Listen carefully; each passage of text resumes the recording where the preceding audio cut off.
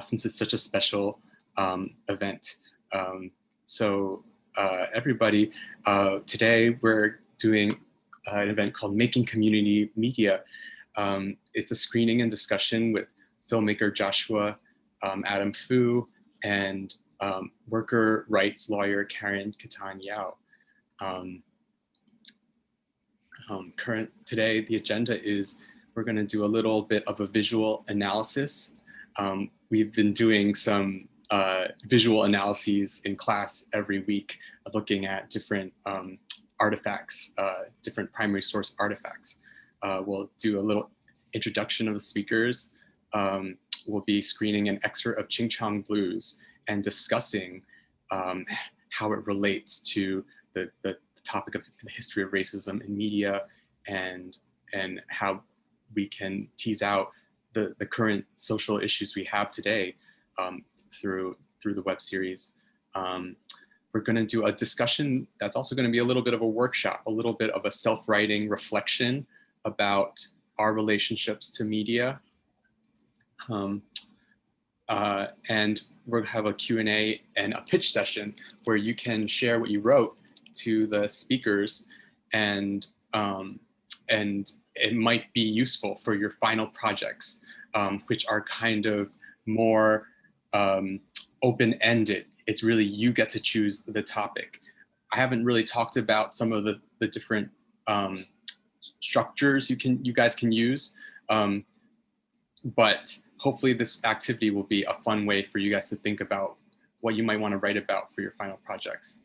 Finally, if there's anyone who's not enrolled in the Asian American history class that is here in the Zoom, you can feel free to share who you are and how you heard about us in the chat.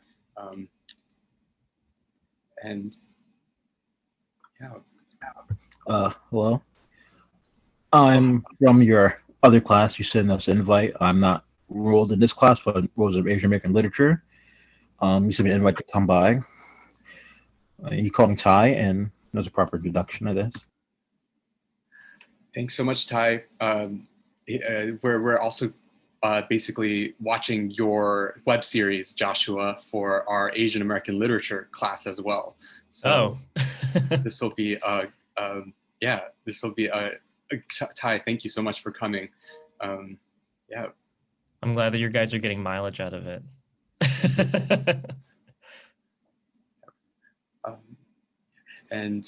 Great. Well, I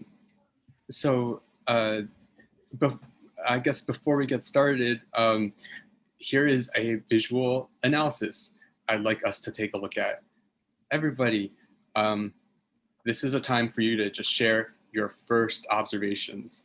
This is a photograph that is supposed to be one of the earliest photographs or depictions of the first Chinatown in America, which was San Francisco. I'd love to ask you guys, what do you see in this picture? What does it make you feel? What do you think's going on? I'll put that in the chat as well, and you can chat or raise your hand.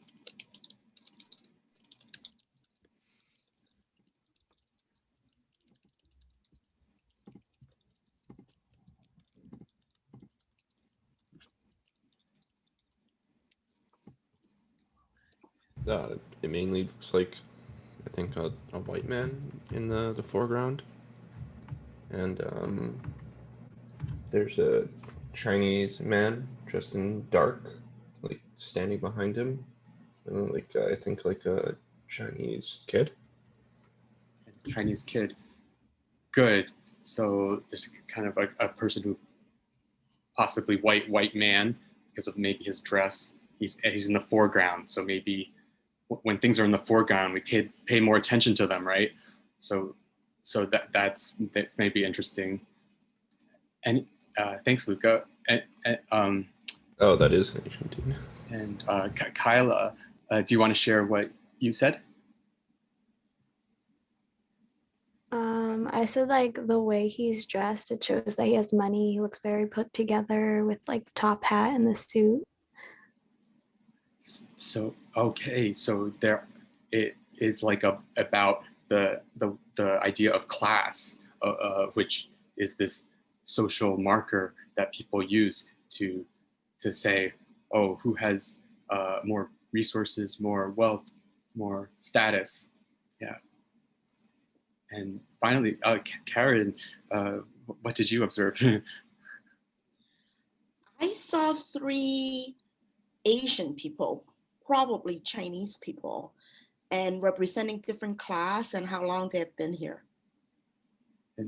And maybe so it's possible that this person in the front, maybe he's Asian as well, and that just means that today I think we have a much more evolved sense of things. People who wear what we wear does not make who we are. And it's funny, I'm Taiwanese, and so I'm kind of in a community where when we always say suits in Chinese, we call it 西装, which is Western dress. And I always thought that was interesting, and it shows kind of the way that the cultural customs kind of shift over time. Yeah. Having said that, though, that's not to say that he is white, but whether he's white or Asian or Chinese or not, he's seen as a stranger. I mean, the man in the background definitely was staring at him. Yeah, the man. Yeah, he almost seems like protective, like the way he's standing. Yeah, protective of his community. Yeah. Is interesting. So he might be protecting the community. Yeah. Well, thank you. Anyone else? I have a thought though, which is that from the little that I know about photography from this time, like given the technology, it really accentuates the differences in skin tone. Like the guy on the left is probably not as dark as he appears in this photo, and the guy in the middle is probably not as like pale as he appears in this photo. So I feel like what is being touched upon is if they're all Asian, like the element of colorism within the Asian community too, like the differences, and linking that to class. Like comparison to like Southern Asians to like Northern Asians, where like Japanese people like believe that like the whiter your skin is like, I think like the wealthier or something, or the more pure. Sure. I think that's in a lot of Asian cultures that I've experienced. And I don't know if you guys remember. Oh, I'm sorry, John, please. No, that's basically. I just I feel like I've been looking at a lot of photos, like tintype photos and like old photos from this time period, and people's skin tones are always really like they look either super tan or like ghostly white, and there isn't a lot of in between. Yeah, the photography, which really is not like great for like showing all the grays.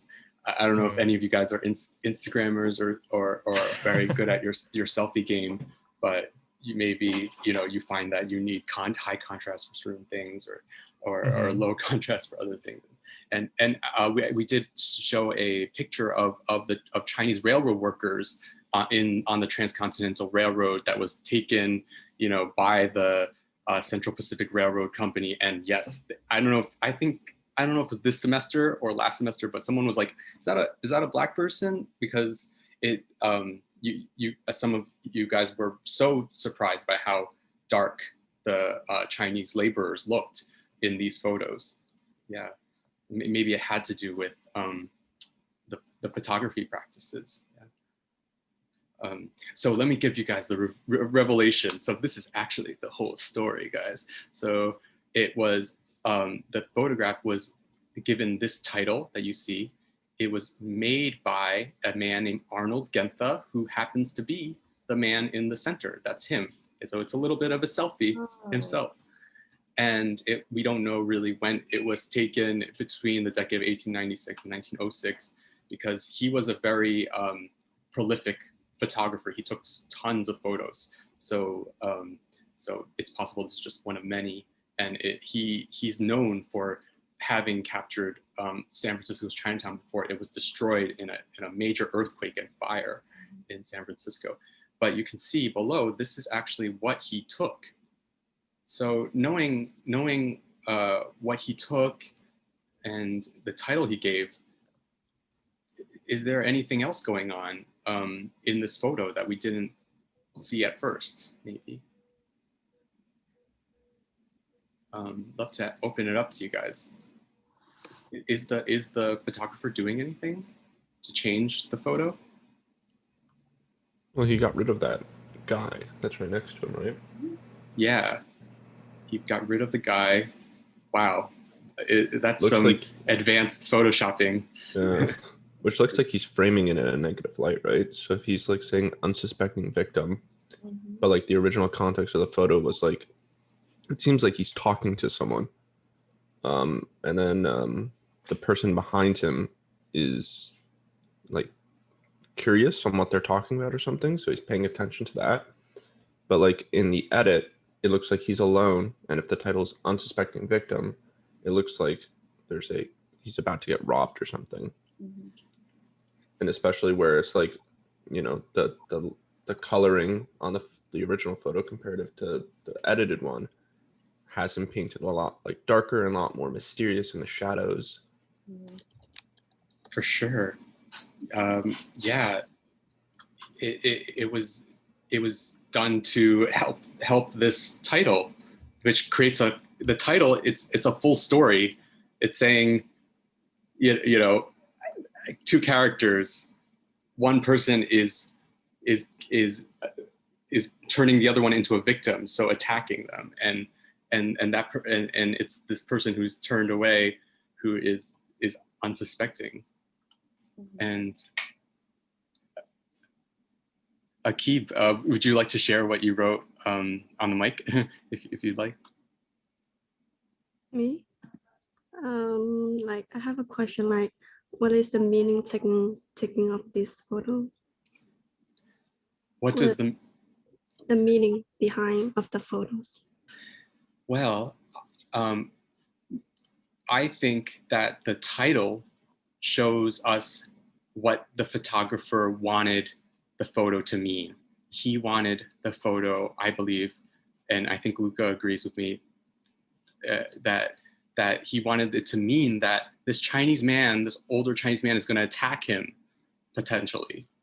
So it's giving an idea that it's, you know, it's some of the stereotype exercises we did.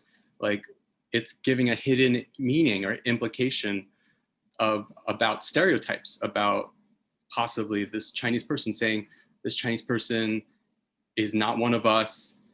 We don't know what he, you know, we don't know what his intentions are. They could be scary or dangerous. What do you think, Chi-Ting?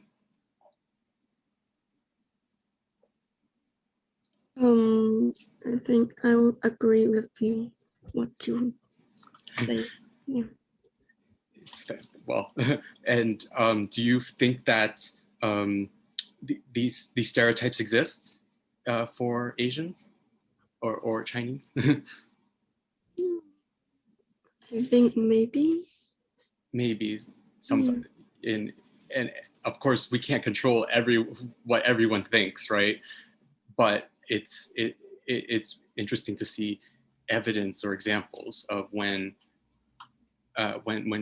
you know, when there is a stereotyping of people.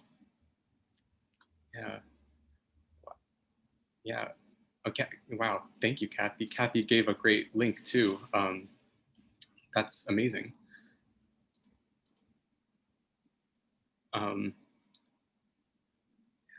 Yes, well, it was quite overt. It was not an accident. And until actually quite recently, it was assumed that dark skin could not be photographed, which is totally untrue. It depends on the filters that are being used. But there's a whole racial history of photographing different skin tones, that it's built into the technology and partly into the ideology of the technology. Wow. Thank you. Already we see that there's some ways that photography and the making images can be very biased, and that's what I want to talk about today.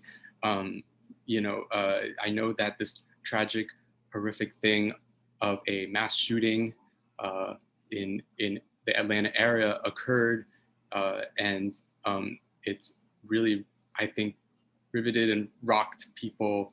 And I saw online what I think are some good examples of people trying to show the media bias sometimes in some of the coverage. So I have these two examples here.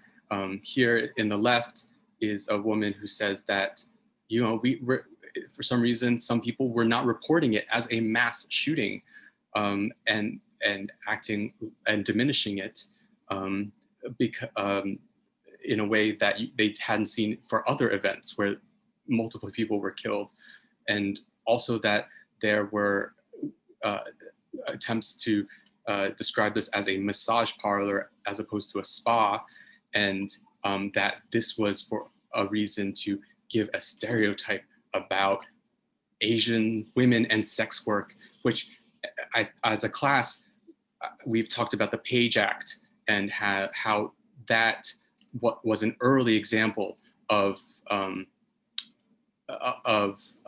making assumptions, just very offensive, discriminatory assumptions about Asian women at the time, and so over here on Instagram, one person saw a New York Times heading where it was saying 8 people killed, so it kind of a sentence in passive form, but we should highlight the perpetrator and say it was actually a white man who murdered Asian women, and that this is there is a clear racial component to this. These are 2 examples of critiques. Yeah, Luca, yeah, go ahead. That wasn't Luca. It was Joshua. Didn't he rob like 3 banks? I mean the 3 spas at the area. Like there was like 3 that he shot up. He went to 3 separate sites. No, it wasn't him only. Yeah, he went to 3 separate sites and started shooting them. Yeah, and so, and the fact that he was going, going one after another, means he was just sitting there for an hour and 12 minutes for no apparent reason in the parking lot. That Joshua, how did you hear? What news sources did you find helpful? When the first time I heard this was on that day, on Tuesday, about there was a shooting in Atlantic when 8 people were dead, and they were Asian people. Most of them were women. And I was like, wow, why would they target them at the spa? And then I was also reading something on Instagram that he said that he was going to kill all Asians. So you did, because some people, the current thing at issue is that initially the authorities, the police department in Atlanta, some of them tried to emphasize they didn't know if this was a hate crime or if it was targeting people of a certain race, and people were very, very angry about how you can't see, the clear targeting, like you said. So it's good that we can also be able to hear multiple voices, not just maybe if those who are officially in charge are compromised and biased sometimes. Well, I know Luca had his hand up for a while. Sorry. My main issue with like changing the title of how this thing is, it clearly changes the actions that happened. 8 people were killed, and the idea that people weren't like, oh, it's a mass shooting. There's no real definition of what a mass shooting is. A lot of people confine it to an idea that it's a large killing in one area. Then there's the idea of spree killing, which is the killing in multiple areas. So people there's an argument to say if he was a mass shooter or a spree killer. But there were 8 people that were killed in this. I think one was a Hispanic male, and the other one was, I think, a white woman, and then there were 6 Asian women. And then I saw a lot of people on Instagram completely like diminishing the idea that like other people died. So when they were being like, rip like these people, they weren't like, like this was a terrible incident. Of course it is. But like when you want to like remember the people that died in this, like you don't delete 2 people from existence. Like, but like of course there's going to be an adverse like history of racial inequality that is present in shooting up like massage parlors like these. Like it goes back to the roots of like the Page Act, and it really hasn't changed from there through history. A lot of the time, like when you think of like uh, happy endings or like massage parlors, like you tie that back to Asian women or like Thailand or like all of these like deep-seated cultural things. So like, if he did target like these places specifically because like apparently he had visited these places before, like of course there's going to be an adverse attack on Asian women. But then his next plan was to go down to Florida and shoot up like porn studios or something like that. So like there was a lot of other like I feel like just bringing it down to like such a like instant narrative of like, this was a crime against, like, this was, of course it was like probably racially backed without him like completely knowing it at the time. Some people, I know a Korean newspaper reported that he stated that he was going to kill all Asians in there, but like there hasn't been any corroboration besides that, or that there hasn't been any other people. The authorities didn't even ask any. They didn't actually even ask the people who worked there in Korean. The Korean language newspaper was the only one who actually thought to ask those people. So they were the one who actually got that kind of insight. So I think it does highlight kind of the bias, I think, of the media. Yeah, I mean, I would say like this would probably be more like an FBI thing to like interview these people, because like local places like this aren't going to have someone that speaks Korean or something like that. I would want to know more like from the FBI, because I don't think the FBI has released much information besides like these local people and like the sheriff who was like inherently racist, who was like the guy had a bad day. Like that was a little ridiculous, but yeah, I think there was a lot of like false narrative framings around how people wanted to portray this event and certain things. Like, of course, it was like, it was somewhat probably racially loaded, but I think a lot of people online had like took some real weird stances on this stuff. Well, I think that understanding this issue complexly is something that that anyone should be able to do, and I guess, Luca, when you say that you felt like there were a lot of false narratives, it's interesting, because I think that's what these 2 users that I just happened to find online are also doing. They felt the need to say that they felt that there was a false narrative going on. So I don't want to take away their ability to say that, Yeah. No, that's not what I have a like weird moral stance on how I view the pushing of information. So like when people complain that like Republicans spin like events like these for like their benefit, like I have a hard time like at the same time reading that as like how a lot of people like spin this as like their benefit. Like, yeah, I think also like the idea of domestic terrorism, we have like a special definition for domestic terrorism, and terrorism from the FBI standards is loaded like as a definition of an attack on a political ideology, I'm pretty sure. So it's like like all of these things are like preloaded with a lot of like moral, they're morally loaded statements that like, Yeah. it's hard. Well, thanks for sharing, Luca. Rico, I know your hand was up for a bit, so yeah, go ahead. So I just wanted to make a comment on the sort of passive voice that's used. The 8 people killed. You see this a lot with particular cases where the perpetrator is a white male, where because this sort of framing, it manipulates the narrative in a way that shifts the blame and responsibility and accountability away from the perpetrator.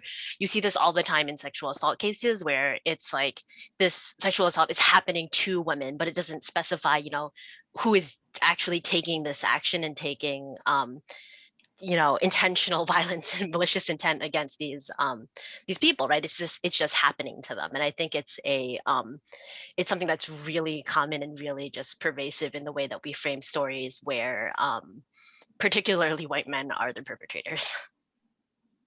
It's a great point about who this who this is highlighting. Just to the first title is really concealing the culpability of the perpetrator, and that there must be a reason for why this might be done, whether consciously or unconsciously. Is that there's being, this kind of targeting is being excused. So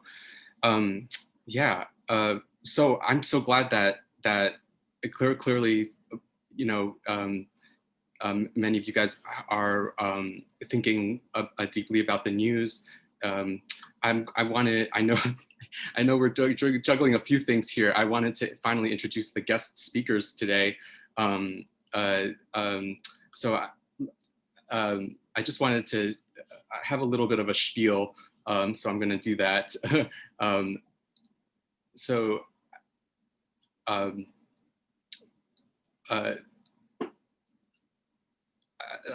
guess I'd like first to introduce Joshua Fu, a filmmaker who has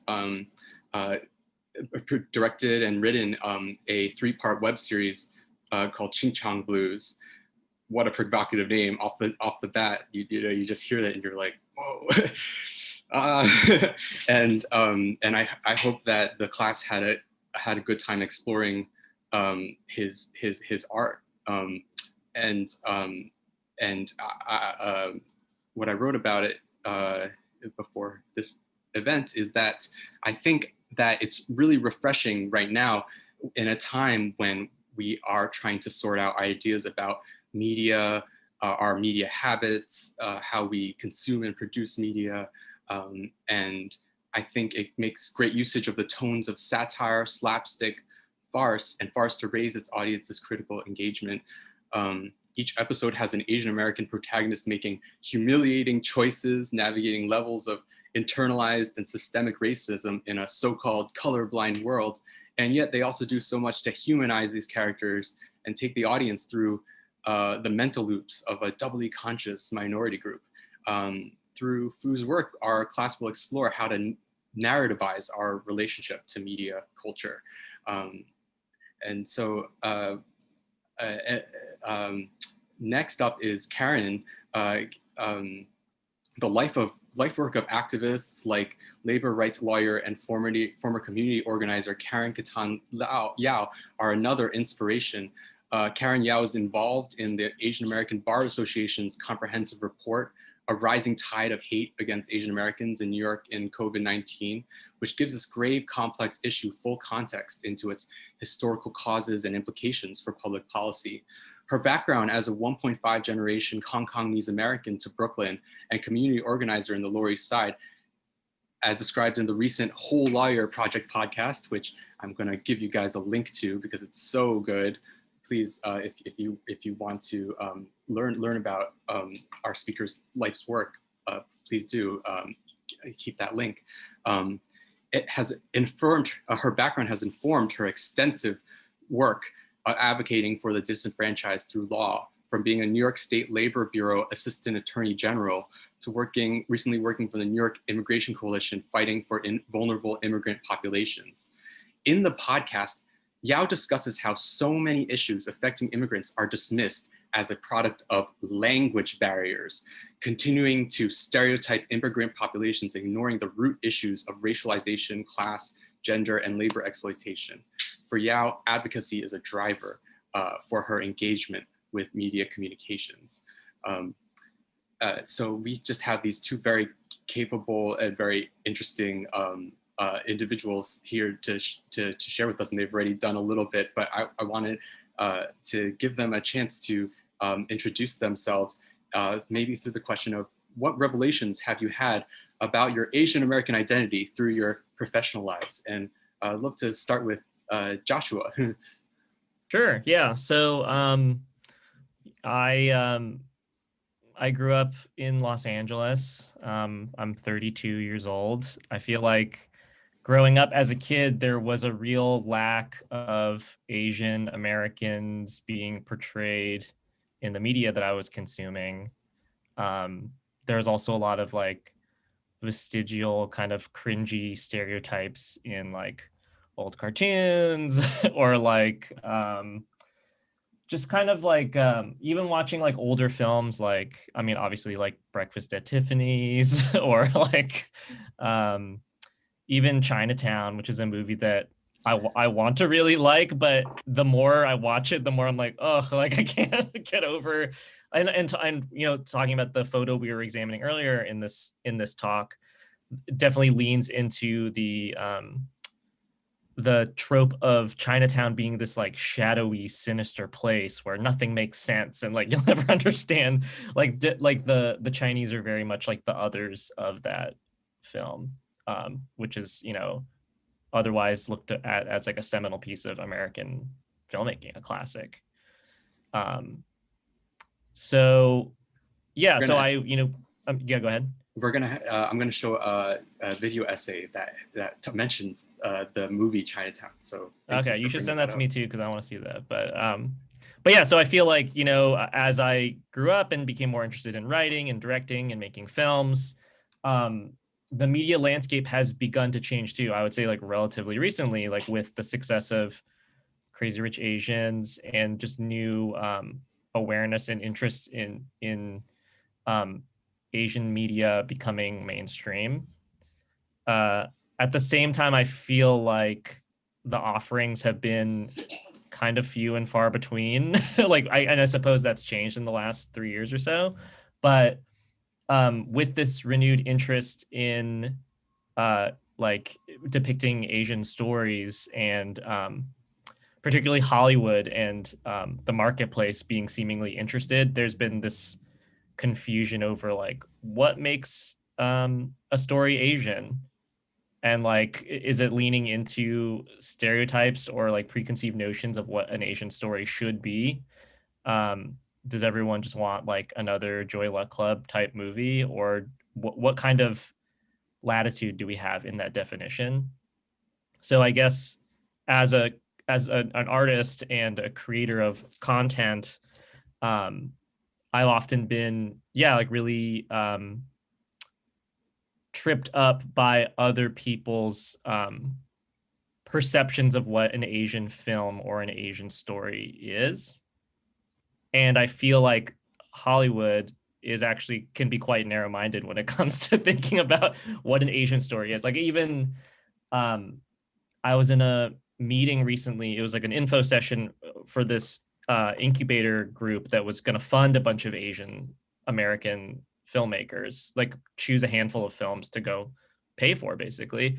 And someone in the Q&A was like, you know, in the projects you're looking for, do you want a positive depiction of the Asian American experience? And unequivocally, the guy was just like, yeah.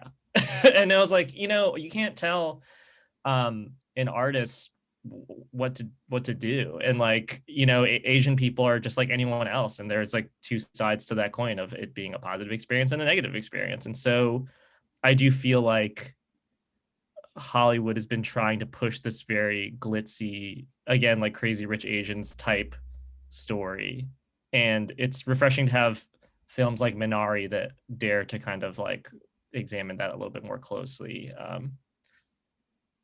Yeah. That's really what I saw in your web series, the desire to go kind of a little bit into uncomfortable feelings, and you really use just humor in a great way in your series, and just this, because it's true. We've gone through so many sea changes in history related to Asian American representation, as it also relates to our politics too. In a moment, we'll be watching a clip of Joshua's web series, but I want to go to Karen now to ask her about how I guess maybe being an Asian American has maybe has changed throughout the course of her professional career. Yeah. Oh, and yes. Are you able to? Let me stop sharing. I am able to share. I'm able to share screen now. Yeah. Oh, great. Yeah. So I'm Karen Yao, and I am now a civil and workers' rights lawyer, and that means that I sue employers who do not give workers their due wages, who treat their workers discriminately and unlawfully because of their race, their national origin. I also represent tenants and residents and parents and students when they are also discriminated against. But I also had a prior life, right? As Alex had very generously introduced me. I've been a lawyer now for over 20 years. And in my professional career, I've also been a part of not-for-profit organization as a senior manager, and been also at the grassroots community as a community organizer. And so I've had the privilege of traveling, right, that in that journey. And my Asian American identity too has traveled and evolved along with that journey. I didn't, come to you as I am today, right? From the time when I first arrived in this country as an immigrant, my identity was that of a Chinese immigrant girl, right? And it evolved to being more of a Chinese American to today as an Asian American.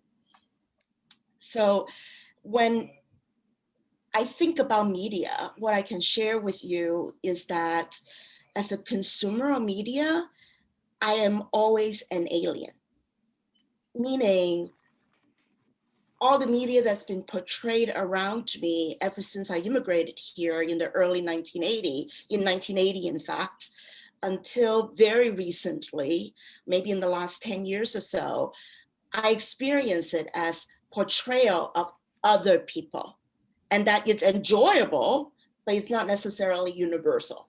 It's not something that's about me. It's only until much more recently that as a consumer, I feel like the media depicts much more of what I experience.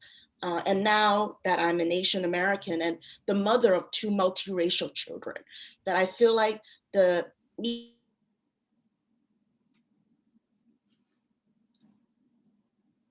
media more of.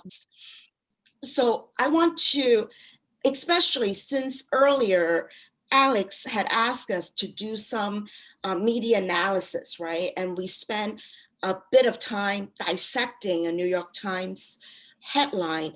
I wanted to just show you a few images as well. Especially, I think in a little bit, we'll talk about, what does it mean when we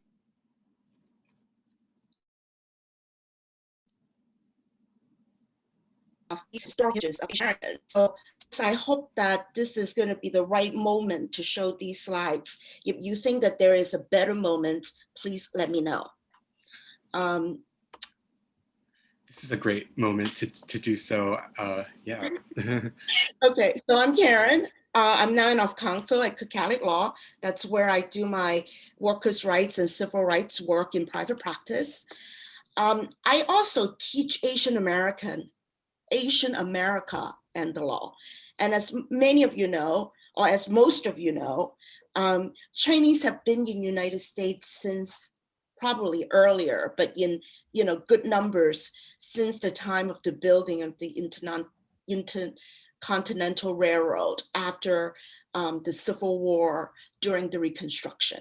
And this is a comic from a newspaper during the Reconstruction period. We can see President Lincoln along with President Washington and Ulysses Grant, right?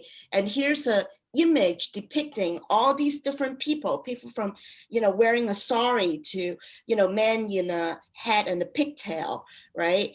To people who are clearly depicted as European, to what we call now Native Americans, sitting all around the table, talking to each other. And as you also know, the invitation to Chinese labor into this country, because we needed laborers, to a period of recriminations and exclusion happened, right, in the decades that followed. And this is a comic that was issued around maybe 10 years, maybe 15 years after when the Chinese really came in good numbers into the United States. I know that this comic isn't a very good, a very good print, right? All you see is just a whole bunch of people around a meal table looking like they're eating. What I can share with you is that this is purposefully a takeoff of the previous comic strip that you just saw. But in this comic strip, it's a very different America that is being shown.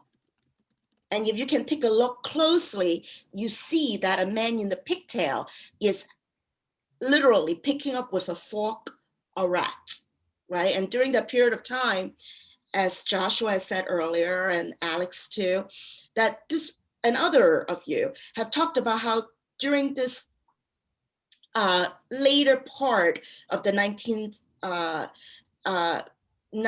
century, how Chinese are depicted as dirty and sinister and willing to actually pretty much eat or do anything, right?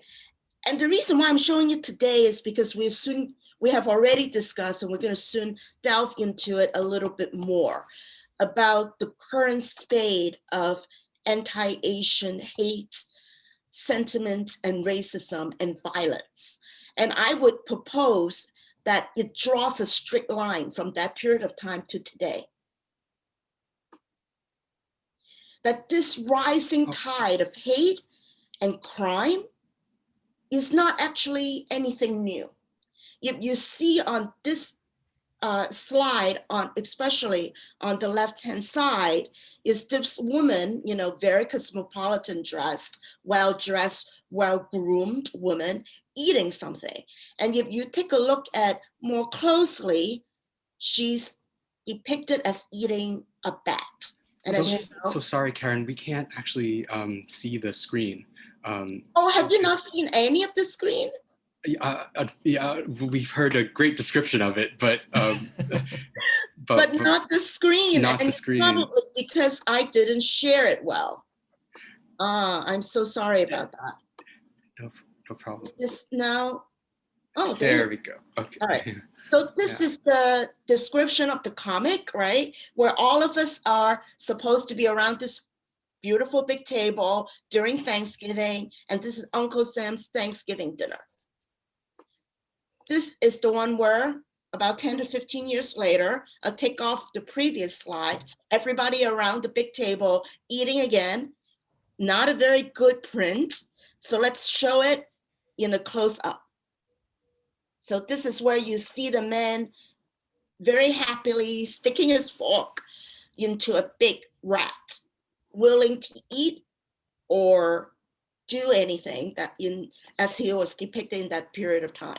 And I would say that I would posit that draws a strict line to today, that during COVID-19, the Chinese again is being depicted as a race of people who are willing to do anything, to eat anything, and that COVID-19, as the former president has said repeatedly, is something that is that began with not only China, or that not only began in China, but began with Chinese people, which to me has a very big difference.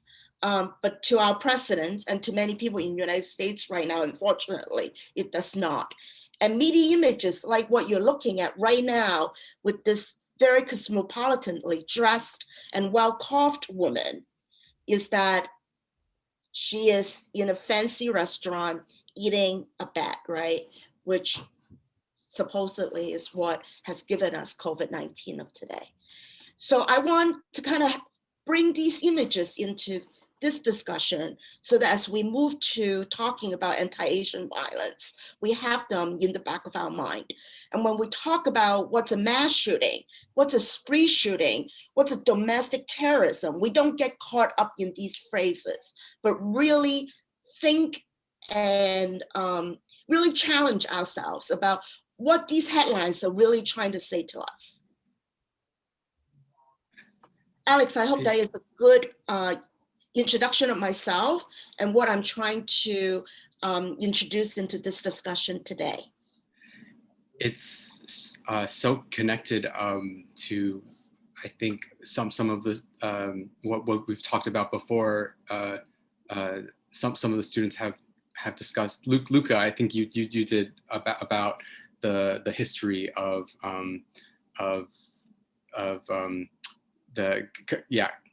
connecting, imposing Western morality on food.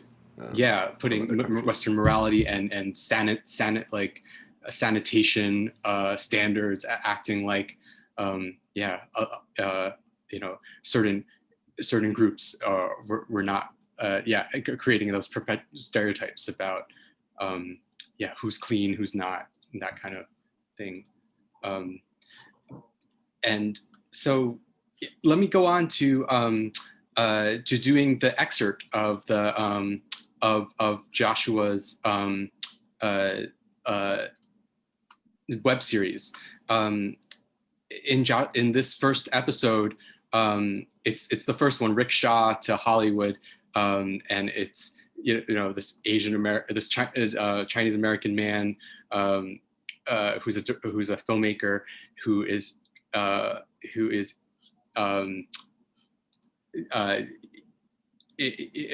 seeing Asian American film festivals occur, and he's reacting in a conflicted way. He doesn't understand why his movies are not being accepted because they are not highlighting certain Asian issues. So when he finally gets around to making something, it's a really interesting montage of really extreme stereotypes, and so the audience has to wonder what is the filmmaker getting at, and it makes for a very interesting moment. But I thought we could watch this montage and to think about what kinds to think about how it connects to the history of racism in media and just in the world, in our world. So let me let us watch just a clip of Ching Chong Blues. Before we start, did anybody have any immediate reactions to Joshua's web series, particularly this episode?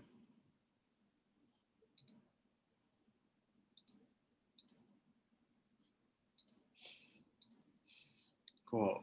Well, there's going to be a Q&A session at the end, so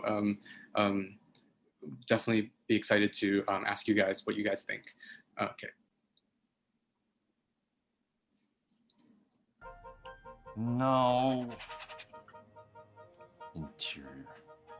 Soul Cycle. Super white exterior. Rice patty. Yes, son. Now we're talking.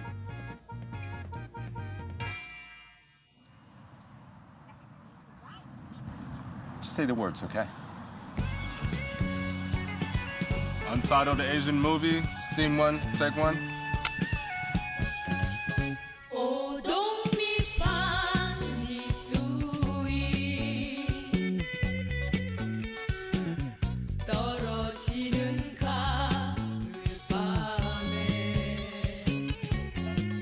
They're gonna blow up the orphanage unless someone can finish all of this math homework in 20 minutes. I got this.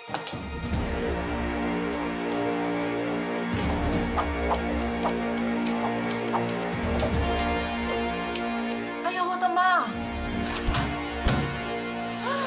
All right, Dana Liang, you want Asian? Here's a steaming wok of giant panda shit for your eyes only. Oh my God. Here we go.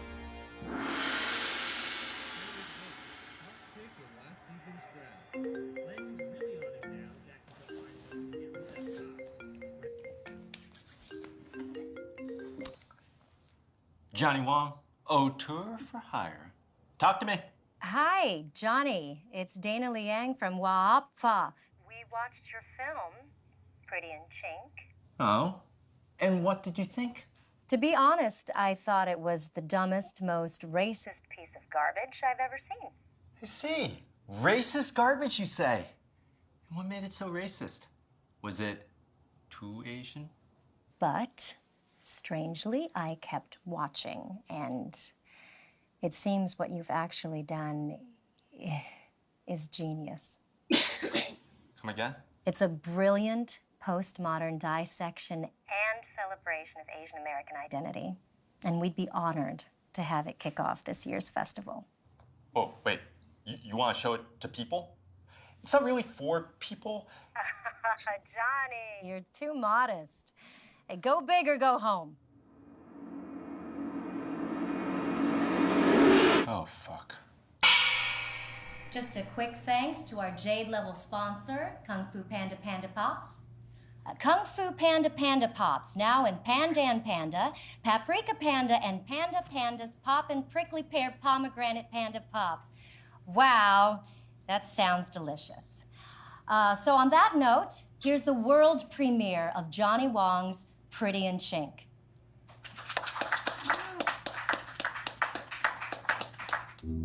I can't believe they're actually showing it. My God, this is a disaster. My career's toast. What do I do? I'll leave. I'll just leave. Johnny, are you ready for your Q&A? Yeah?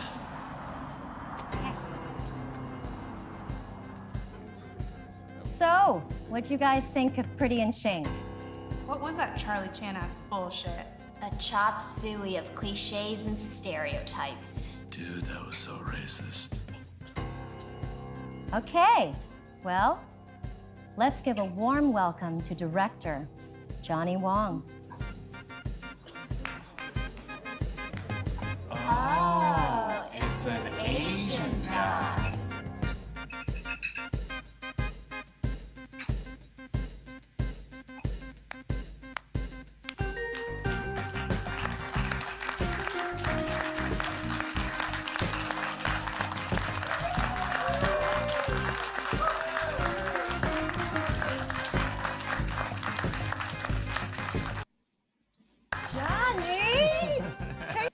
All right. Well, I actually kept it going a little longer, the excerpt, and also I want to emphasize that if you didn't already watch that web series, you should really watch the whole thing. Please don't take this real small part as the movie. But I thought that just the montage itself was, it kind of brought up different.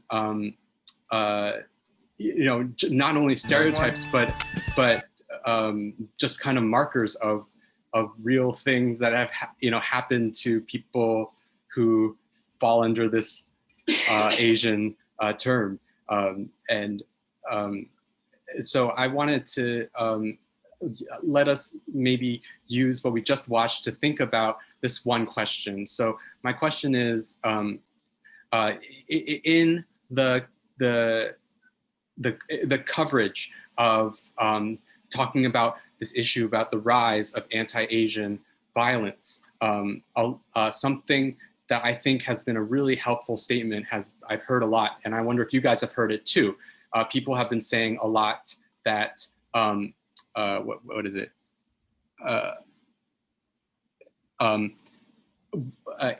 Anti-Asian hate is not new, and that there are a lot of examples of the long history as we've talked about. And so I want our speakers first to share a little bit of their insight into what do they think are some of the roots of anti-Asian hate that you were reminded of in this clip. Yeah, do either of you guys want to take it first? Well, it's funny. I mean, so this show, I made it in 2017, which feels like a long time ago now, particularly in the wake of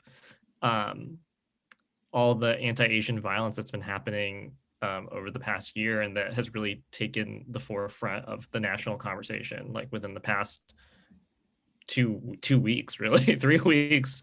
And I felt kind of funny. I mean, even just talking to Karen and talking to her about the work that she's doing, whether on the ground or enacting like very literal change as an attorney, I made like a funny web series, and like about really, I think the show is about microaggressions, right? That's predominantly what's happening in this episode. And the other 2 episodes is talking about the ways that Asian people, like negative stereotypes might be perpetuated by the media or by your coworkers or within the dating pool, and bristling from that and trying to push back on that.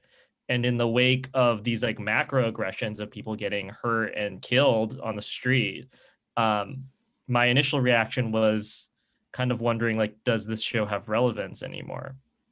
But then I thought about it more, and I was like, even in this talk, we've been talking about media literacy and the very kind of subtle ways that a narrative can be pushed, that tropes and stereotypes can be pushed. Even like a tiny like visual joke in the background of that cartoon that Karen showed was hurtful. It pushes a really hurtful stereotype.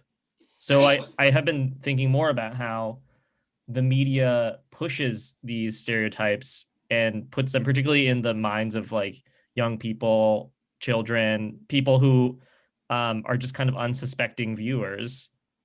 And then I think that turns into macroaggressions. That turns into, you hear like the dog whistle language that someone like Donald Trump uses in talking about the China virus. And then you go beat up like a Chinese grandma on the street. I'm seeing, I guess, the mousetrap Rube Goldberg system of things that goes on in your mind of like, you take in information subconsciously oftentimes about Asian people through the media, and then you turn around and you turn that into violence. Yeah, it's I think that you made a great point of I put you guys on the spot a little bit by inviting you guys, especially to talk about such a heavy topic. I know we weren't all prepared. I think this wasn't the original plan. I think it's a good plan, though. I think it's something that we all need to be talking about, is the point. Just the relationship between microaggressions and macroaggressions, I think. That's right. I agree. I think that I think Joshua and I are here to try to answer tough questions, right? I think questions that we ourselves wrestle with. What does these images that Joshua just turned, on its heads, right, have to do with what I experienced as a Chinese woman on the subway being harassed? What does that have to do with each other? Well, I think that, as I said earlier, there's a direct line. If we think about it a little bit more, I think that what you know, Joshua's stuff actually, I think, gets better. If you haven't seen the rest of it, you should see it. I think by the time when I saw, you know, Chicks for Chains, I was really, you know, both extremely uncomfortable, but also, you know, mind open. And I think that is precisely what Joshua tried to have us do, which is when we talk about how the media images portrays us, we also should be asking at the same time, how do we see ourselves, right? Yeah. Because it perpetrates one another, right?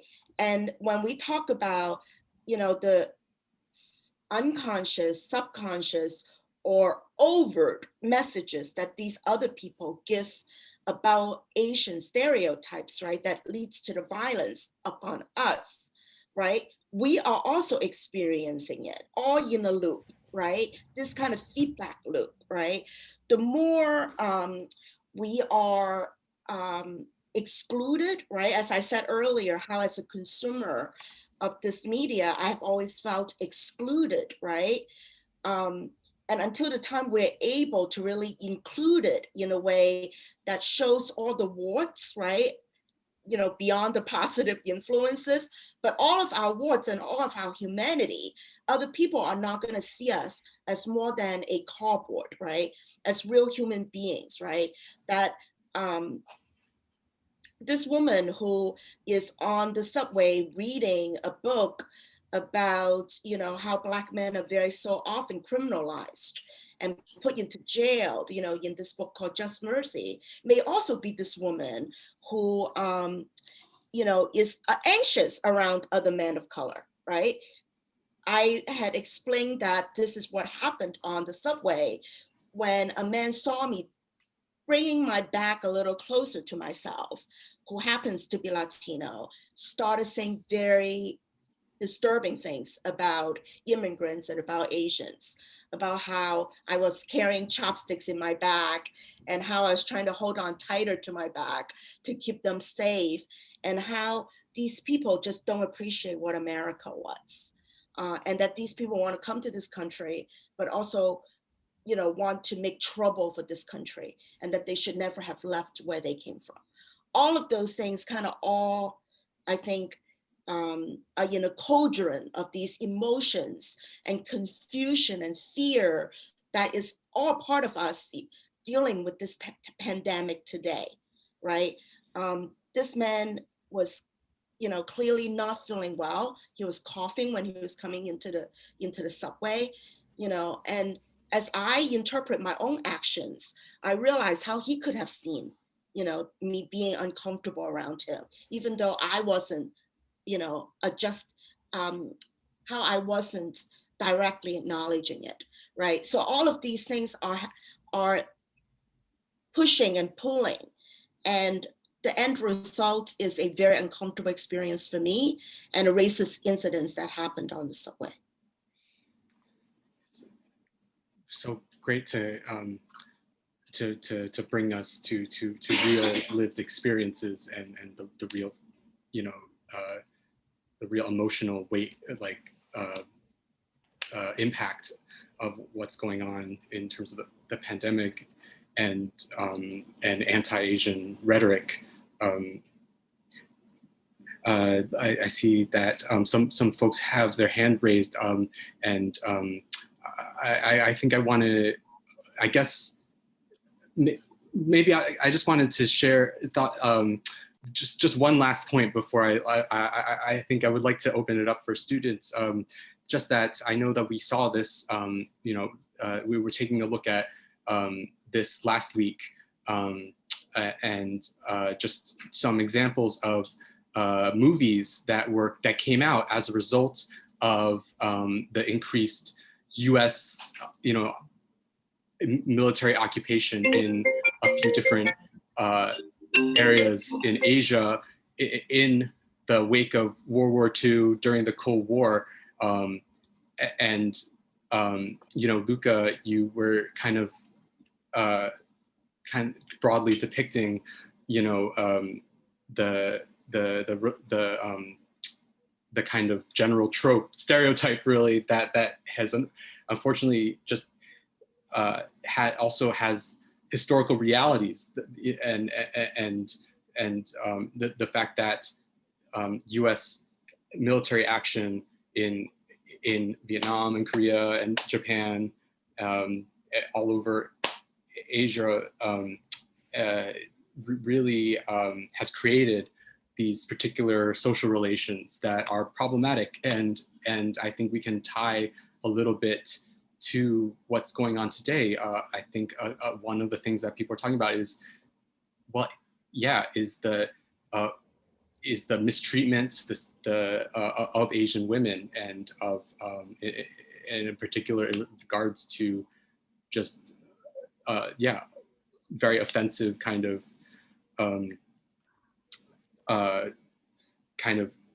just a set of power structures around it, saying that in a way that part of the world is almost feminized, and possible for this more masculine, powerful empire to be able to subjugate and help them out with their democracies or whatever.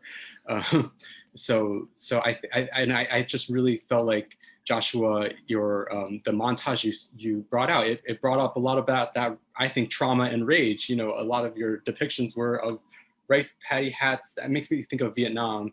It makes me think of the Vietnam War, and and so it's like they're these tropes that somehow end up becoming our American cinema, because we also care a lot about the Vietnam War, but maybe it gets trivialized, and it again keeps playing into some of the issues that we're talking about with gender and race. So that's my spiel. And I would love to, we had a few different readings, particularly the reading that was about the movie Crazy Rich Asians, and this author's take on the way that maybe the power acquired by being part of mainstream media, maybe it's not enough, and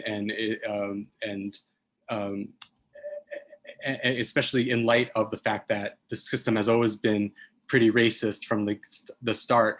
Are we just playing into it? Not to wrap up such complicated issues so quickly. So I wanted to leave it at student Q&A. I want to start with the person who I saw his question in the discussion board. Hosa, would you like to ask your question to the speakers?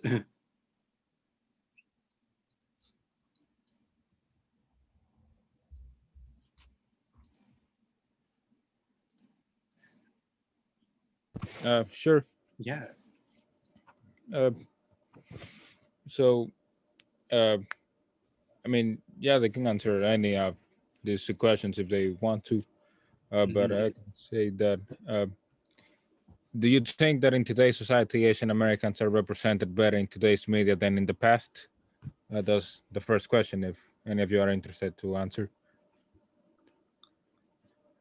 Yeah, I think, yeah. I mean, I think I'll take any representation over none at all.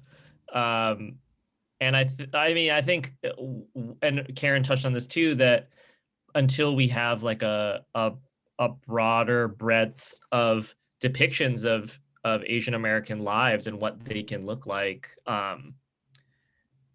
we're only dealing with these, either the extremes of Crazy Rich Asians or the anonymous like gunned down Vietnamese Viet Cong in like Defy Bloods or something. There's not a whole lot of in between. And I particularly this past weekend, I had read this New York Times article about how Asian Americans are like among the most have the greatest income disparity with like of all the minority groups in America, or a growing income disparity. And that only says to me that there needs to be a variety of different stories that can be told within that lane of Asian American stories. There's just such a broad, it's such a like a huge bucket of different countries, different cultures, and then also different classes, different ways that they move around the world, move through the world, and move through America. That it just seems like there are so many stories that have yet to be told about that. I think that today we are represented better, not always, but more often than not, or more often now than before, I should say. And in part because there are more Asian Americans involved in making those representations, right? People like Joshua. I think that we need Asian Americans to be represented in every aspect of American life. That's when we're going to be able to be represented better in the media too. How do we represent one minority well without a negative portrayal of another? I can tell real life stories. I think stories that reflect real life. I think that stories that portray, it shouldn't be portrayal of one group negatively or positively. Like Joshua said at the very beginning of this class, I think that it's about accurate portrayal. And I shared with you my experience on that subway because what happened was, in my mind, no doubt in my mind, was a racist incident. But I just shared with you, perhaps my own action also elicited some of that reaction, right? And I think by telling the whole of what happened gives you a full sense of what truly happened. And I don't need to portray myself as a victim or a survivor, but portray myself as someone who experienced it, right? Just like that man, he was a perpetrator, but perhaps he himself is a survivor of some horrible thing that I can only imagine. Yeah. Yeah, this call for nuance is really important, and it's but it doesn't, of course, it does not diminish the progress that's been made in the representation. And someone sent, thank you for whoever sent a little link about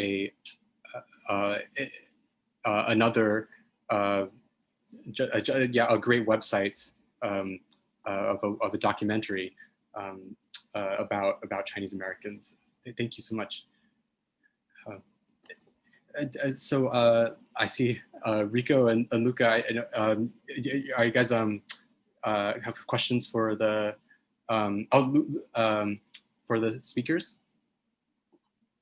Or Luca, is your hand up for a question? Oh, I think this one is to Karen more. Sure. Since you've looked into like the New York City, like looked more into New York City, like hate crimes and stuff like that, it's extremely difficult to like probably like boil it down to like a one causal issue. But would you say like probably like education would have to do like a lot of with it? Like being introduced to like different groups, like and like having higher education. Yeah. It's hard because it is hard, and yeah. I was going to give you a very lawyerly answer, which was it depends, right? I don't think it's just about class, although I think that class definitely play a role.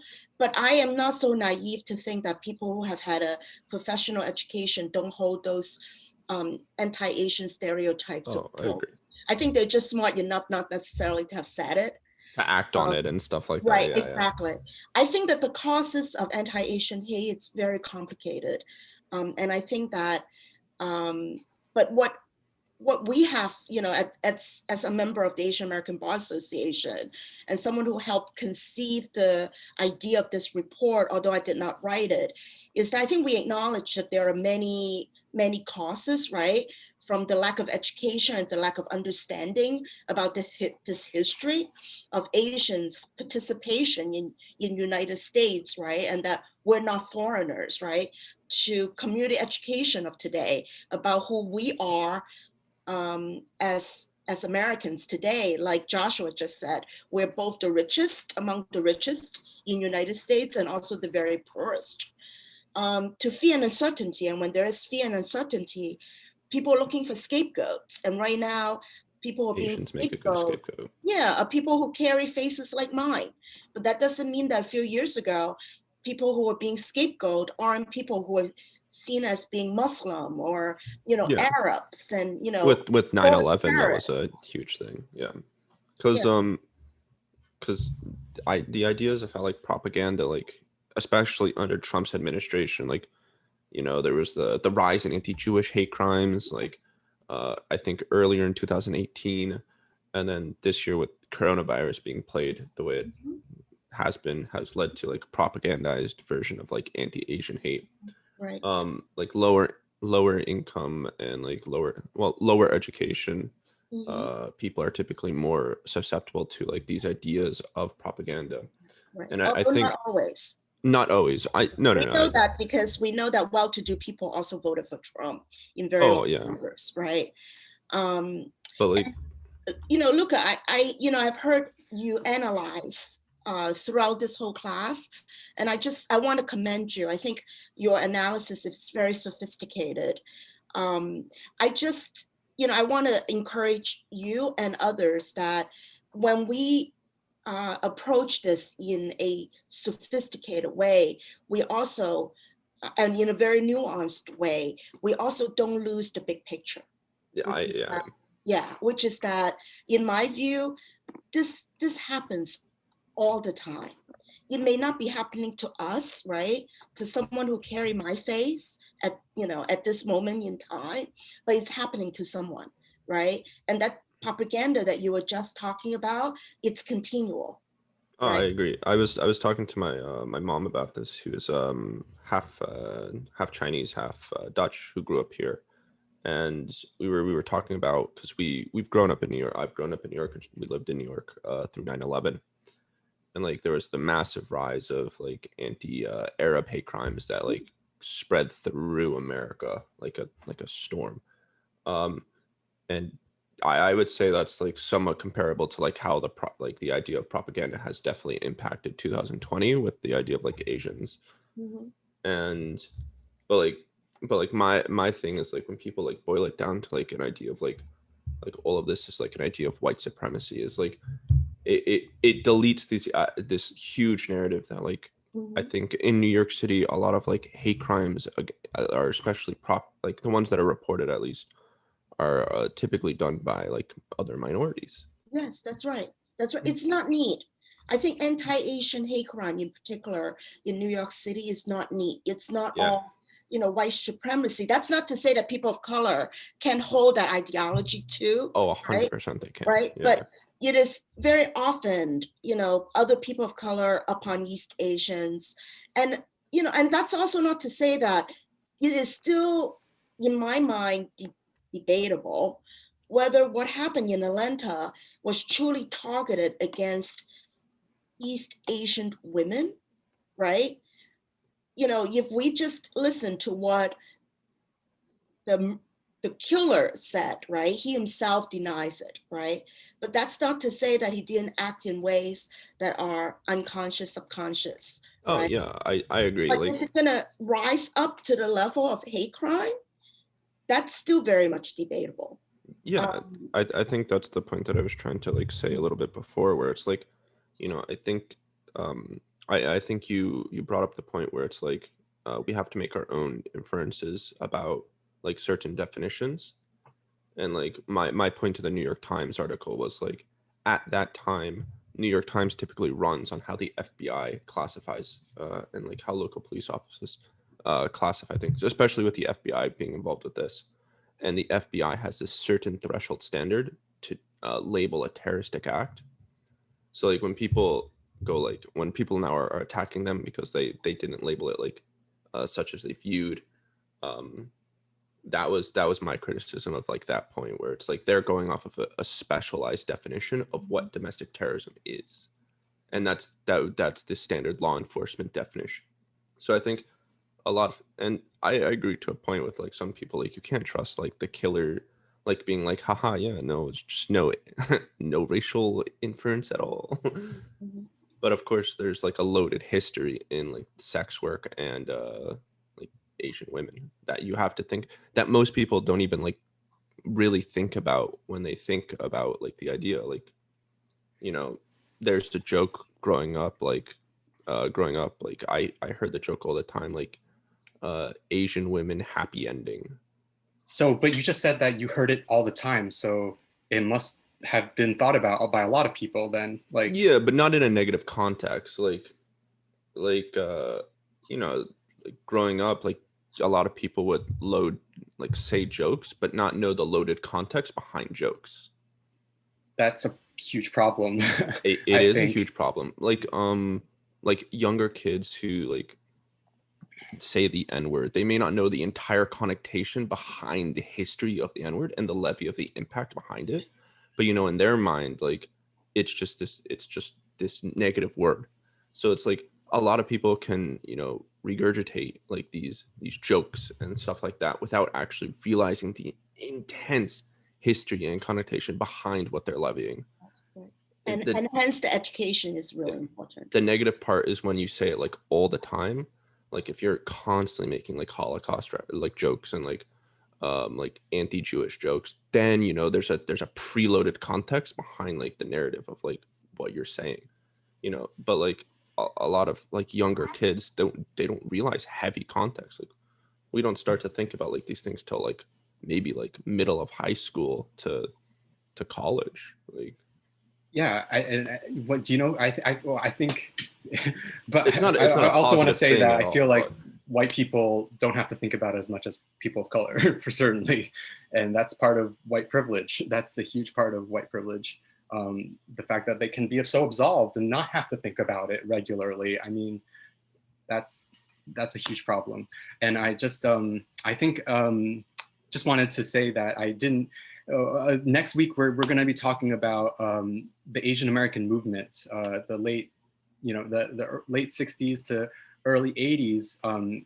The fact that the civil rights movement really inspired so many different groups to fight for respect and rights in America.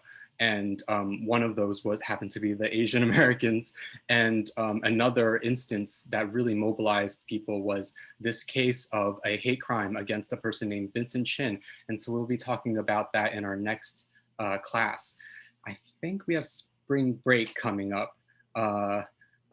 So it may be the case that we're revisiting in 2 weeks. I wanted to leave you guys with just this one. I don't think we have time for it, but I wanted to just give you guys a little bit of a teaser. So I know that we're going over a lot, 10 minutes, but to help us kind of think about our relationship to media, take a look at some of these prompts. I find that this activity is helpful for thinking about our media landscape, thinking about what did you watch yesterday? Why did you watch these things? What did you think you learned? What did you think about them? What is your favorite movie, television, video game, internet video, or other form of media? Why is it important to you? What is your earliest memory of a piece of media you can remember? And how do you think it affected you?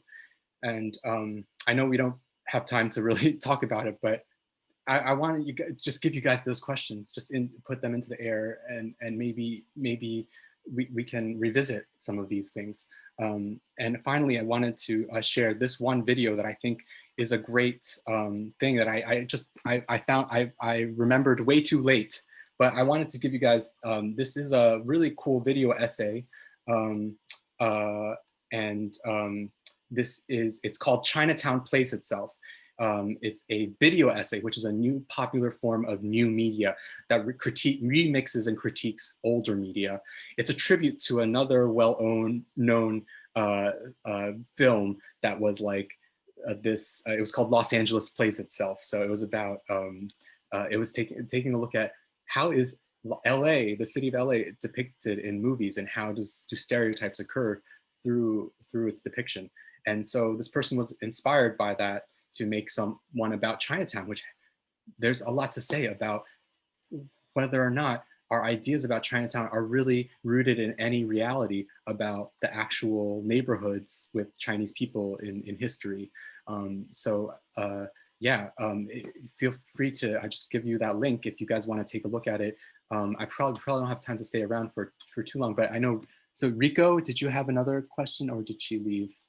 I'm still here. I guess I just wanted to it was a response to Luca's comment on just how a lot of um terminology and sort of stereotypes are used among children, and how it doesn't necessarily come from a place of malice, but I still and particularly there was a comment about how you don't think about these things and you're not conscious about these things until, you know, like at least in high school. And for me it was particularly true. Like I think I've brought it up a couple times in this class, a lot of the things that happened to me when I was a child that was racially charged, but I didn't realize it until I was much older. And I think like it's important that we have to start having these conversations earlier, right? And whether like it's not to say that I think it's like more like for young children specifically, like it has to be addressed, you know, from the is there someone in their family or in their support system that has these biases, right? Because, you know, none of our biases and none of our sort of just none of our biases exist in a vacuum, right? All of it is, especially when you're young, you're feeding off of the energy around the people around you. When you're older, you're feeding off of what you see in the media. And it's like I saw this compilation of sort of xenophobic articles from major news networks, right? And one of the responses was, no one is saying that, you know, a racist person sees a xenophobic article and then goes out and commits a hate crime, and that's sort of a childish idea of causality. But like the important part is that there's this constant stream of fear in the media, and that's just going to filter its way into the culture, right? And then what Karen was mentioning that I particularly resonated with was the fact that she has always viewed American media as an outsider. And you know, I grew up that way as well, where I watched, like, I enjoyed content for, you know, artistic reasons, but I never saw myself in them. And for a lot of my life, a lot of I guess notions about identity didn't really click because I wasn't in a space where my identity or identity in a way that relates to me was discussed in a way that was, you know, nuanced. So I think I guess like, and that was really long-winded, but the point is more that we can have these conversations much earlier in a way that is like constructive. And I think saying that things that are meant in jest are harmless to a certain extent is just it's really bad for the cause, and it's really bad if we're trying to unpack sort of unpack these things that are like very deeply rooted and very internalized. So Sorry if you mistook what I meant. I didn't mean people saying racial jokes without malice is bad.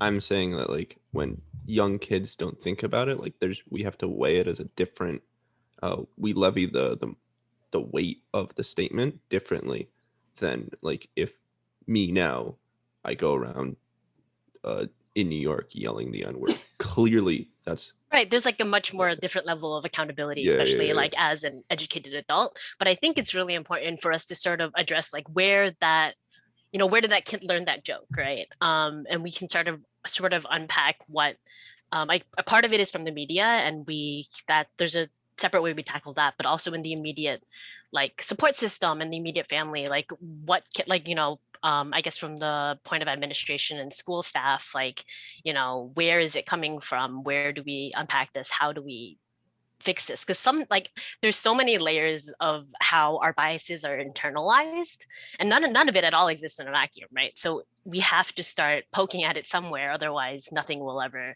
improve, right? I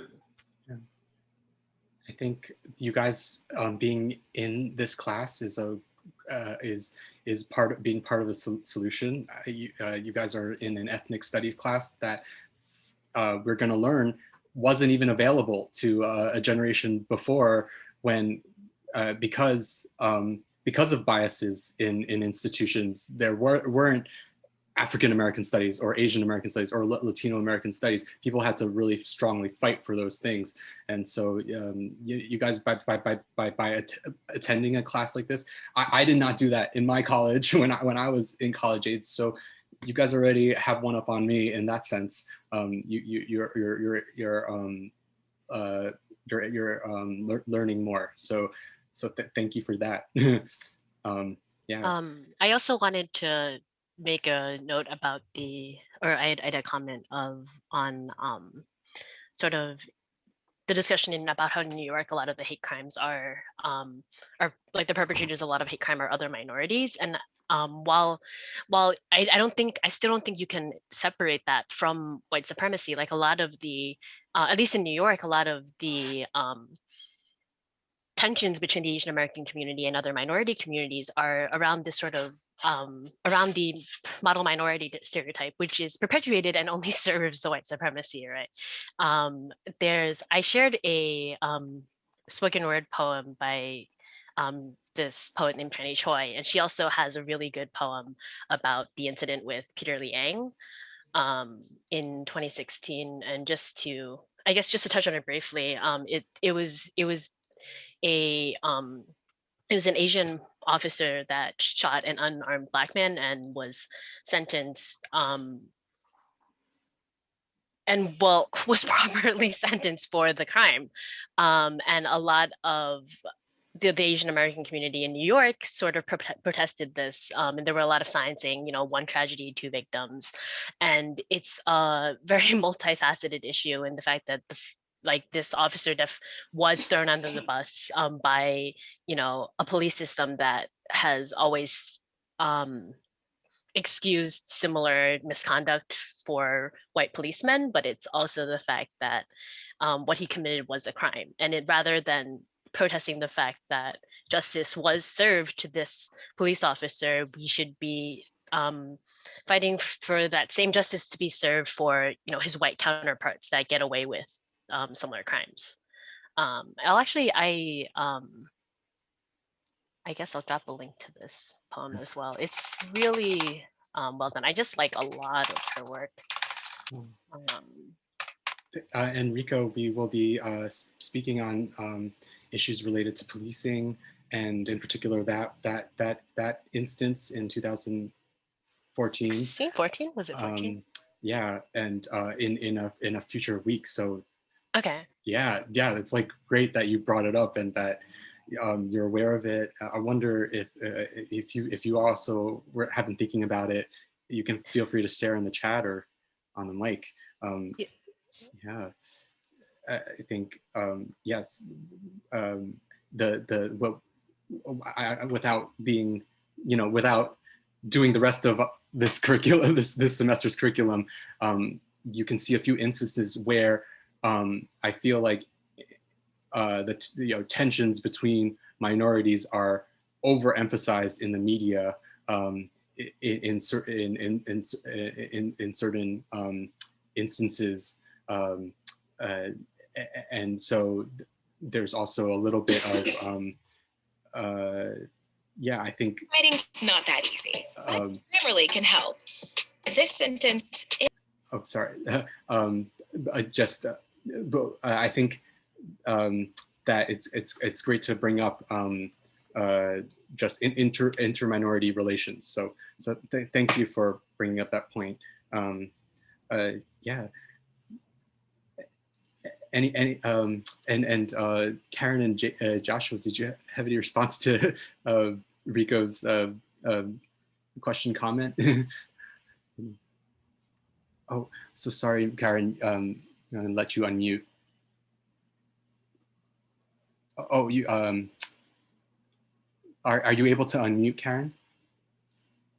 Hi. First of all, I apologize if there was some unwanted music from my channel earlier. I was actually trying to check out Rico's link. With respect to Rico's comments about what happened, the situation with Mr. Garley and Officer Leung. It was a very complicated issue. In over 100 years, we've never missed a payment. Guaranteed monthly income for life. I think that I think I would like to be invited to that class. I want to hear what your students have got to say. Professor, Alex? you're muted. Hello? Are you able to hear me again? Oh, he did the same thing you did. Just muted myself, but that's actually a great seg to maybe what we can do with having these two great guest speakers at our class. The fact that you guys have been introduced to their work and insight, and the fact that we're going to really be talking about very relevant things for the rest of the semester. I'll share the rest of my course schedule with the guest speakers, and if they're interested, maybe we can have them back. And if you guys want to speak further to them and to have them help you guys with your classwork and your projects, please, yeah, let's do that.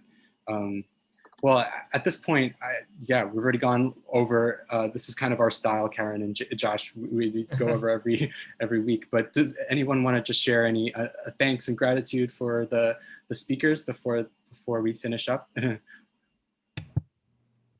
Thank you for coming this week. It was very interesting hearing from you too. And it's definitely 2020 to 2021 has been an interesting year that, thank God, has brought a lot of light to all the mistreatment and stereotypes around Asians, Asian Americans, and Asians in America. So yeah, you're in a very dynamic place where you can basically, take this class and also just pick up the newspaper and think of and have them in connection with each other. Thanks for having us. Yeah, and happy to participate in the future if there are other classes that seem, I don't know, would benefit from our presence. That's right. Sure. Or if anybody, students, if you want to ask questions, you can let me know further, and I can send them to their way. I think I also gave their website, so if you want to contact them that way, you can definitely do so. So I think, let me just really quickly check to see what our schedule is for next week.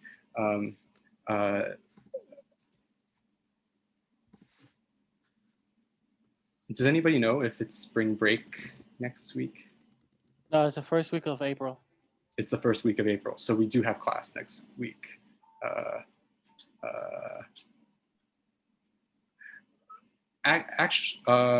Yes, the first week. So actually, next week is, I think because we are a Monday, I think next week happens to be a part of spring break. So we don't have class March 29th, so there'll be a little bit of a break, but we'll be coming back to talk about the Asian American movement, about your guys' ideas of protesting and activism, and us thinking about what that means. So, well, thanks guys for coming, and I'll dismiss you guys, and thanks so much. Yeah. Thanks for having us. Yeah. Yeah. Thanks, Rico. Thanks, Akib. If you wanted to share anything else, feel free to. I'll be around a little bit longer. Thank you, Alex, for inviting us. And thank you for everyone for your thoughtful discussion. Thank you so much, Karen, for coming and sharing. It was amazing to talk with you guys and with the students. So, well, I'll let you know maybe a follow-up meeting sometime soon. That sounds good. Bye-bye. Bye, Karen. Bye, Kyla. Bye, Ty. I hope it was interesting and beneficial related to the web series. It was. I learn a bit more each day. You hear other people's takes and opinions on minorities and what's a good representation and bad representation about it. Yeah. Yeah, for sure. Do you have any feelings yourself about maybe representations that you recognize in the media, and I whether or feel not you like agree or disagree? more feelings for it. I guess I just don't like. I'm on the side of like representation here. I'm on the side where I don't really need. I don't really care to seek attention from a group of people at times. But I understand. I understand its benefits. That it has its benefits of showing more. But I'm also on the side of where like if they show like for example if they showed a let's say we're way back when they finally showed a colored man as a main lead role here. At one moment, I'm like, oh, good job and all that. But two, I'm like, okay, and was he a good actor? Was he a talented person, more or less? I don't really care about seeking validation from other people. Like, say, oh, here's this on a third. It's a point where like I seek good representation is when it's not made a big deal or said representation isn't treated as a massive joke. Like, for example, they just treat as a human being in the show or in a movie and stuff Totally. here. They're not fill up a stereotype, and if they are fill up stereotypes, play for a joke and gag. But at the end of the day, they're just played as a proper human being in a movie, or they're treated as an actual character and not some superstition, over dramatic, over the top thing, unless the role requires them to be that, more or less. So. Yeah, that's great point. I think, yeah, like I think that's kind of why. That's kind of I guess what the web series got across is just that, like, yeah, representation is one word, and sometimes it's not inadequate to getting across what people are really looking for when they mean expression. Maybe not representation, maybe like artistic expression, like getting to really express like how you really feel, like what really happened to you as a person. And yeah, all the good and bad, right? Yeah. So yeah, it falls in that point where like most, as we see most of the media here, we see more people, white people, in big roles and all that. And sure, there's other people, but like we're only seeing that most of the time, one due to probably a racial stance behind it, and also because they usually might be played as the better actor recently, or they seem to be better fit choice for the moment. I think, for example, recently, I think before the new 2020 Batman movie coming out soon, they're having a character that's usually exactly was a white man in the comics play a black man, and people got up in arms about it, say it's too much, it's a bit too different. But at the end of the day, it's more or less focusing on can the actor hit that talent, and the actor could. He has a big resume about it, and sure or less, it's more on the point of representation is one thing here, but like it shouldn't be the main thing we always aim for. It should be more of the character of the person, and the character and the personality of the person we aim for, or who we're trying to proceed and stuff. Yeah, like and in different genres too. So like in fantasy and things like superhero movies, I think it takes on a different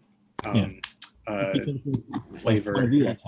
For fantasy stuff here, fantasy more or less representation really shouldn't be the main priority. You're trying to tell a story, fantasy thing, because you're in your own world and stuff right there, your own creative world. So you shouldn't really have it play by our world's social standards and stuff. Yeah. I just watched Into the Spider-Verse recently, and yeah, it was great. Really. I love that movie. It's so cool. And it's good to see the representation. Different representations. And I would say it's representation done well in that movie, to a point where it's not the point. It's subtle, but it's not made a big deal. Not the main focal point about it, because it's just anyone could be Spider-Man at the end of the movie. Anyone could wear the mask and stuff. Yeah, exactly. Yeah, that was a great message. A great way to kind of take the Spider, like, and be a little meta, right? And say like, oh, it's a story that we all read, so there could be multiple people that could play Spider-Man. Yeah. Well, thank you very much for inviting me to the event and all that. I learned a lot, and I enjoy it. Hope you have a great day. Yeah, hope you have a great day too. Thanks, Ezra, too, and yeah, thanks for talking, guys. Thanks, cheating. No problem. Right. So, Professor, my takes on online activism is going to be an interesting one. Yeah, we're. I guess. I think let me send an email out to to really structure it. But you guys have the course schedule. You guys know. You guys have any problems with getting to the materials for class? No. Okay. Oh yeah. So but I think. Well, look, Luca. Yeah, I think it'll be interesting because we're going to talk about a time period before internet. So I think we can definitely talk about like contrasts between now and before, and yeah. So yeah. Well, yeah. Any questions? Any concerns? No, today was fun. Cool. Yeah. Thanks, guys. Well, okay. I'm gonna end the meeting. Have a great week, Professor. Bye, guys. Have a good week.